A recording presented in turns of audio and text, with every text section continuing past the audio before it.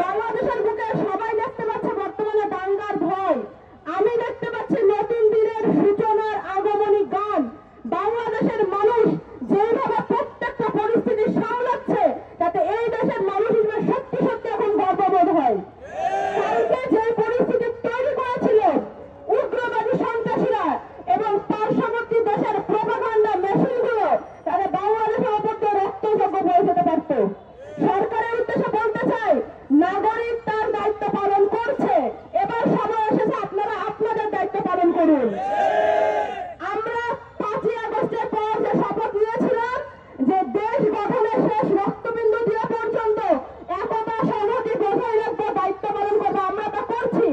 আপনাদেরকে বসানো হয়েছে জনগণের দায়িত্ব পালন করার জন্য। আপনারা যদি না করতে পারেন আপনাদেরকে জবাবদিহিতা দিতে হবে।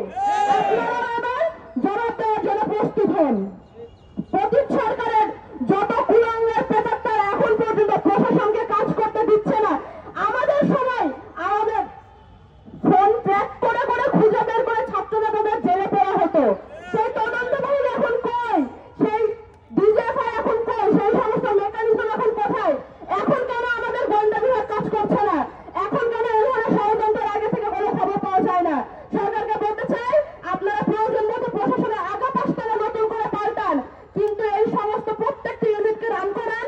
পুলিশকে কাজ করতে হবে, ডিবিকে কাজ করতে হবে, ডিজিএফআইকে কাজ করতে হবে, আর্মিকে কাজ করতে হবে। প্রত্যেককে তার তার দায়িত্ব পালন করতে হবে, কারণ আমরা আমাদের দায়িত্ব পালন করে দেখিয়ে দিয়েছি।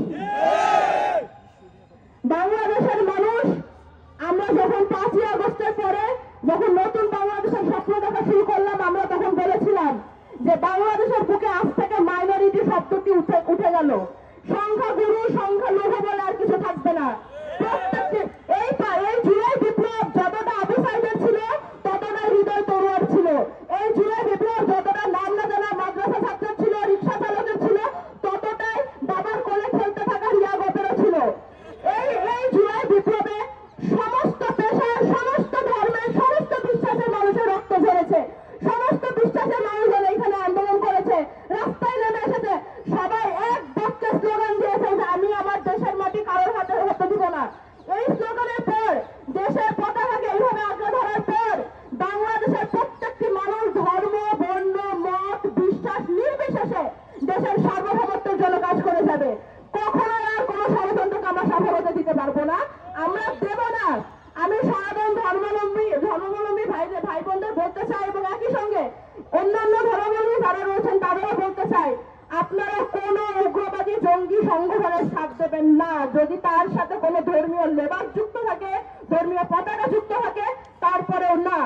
আমরা যখন আইএসএফ, আল কায়েদার মতো জঙ্গি সংগঠনগুলোর বিরুদ্ধে কথা বলি, মৌলবাদীদের বিরুদ্ধে কথা বলি, তখন একই সাথে ভারতের হিন্দুত্ববাদী রাজনীতির প্রভাব যেন বাংলাদেশে না পড়ে, সেই জন্য আমরা কথা বলবো।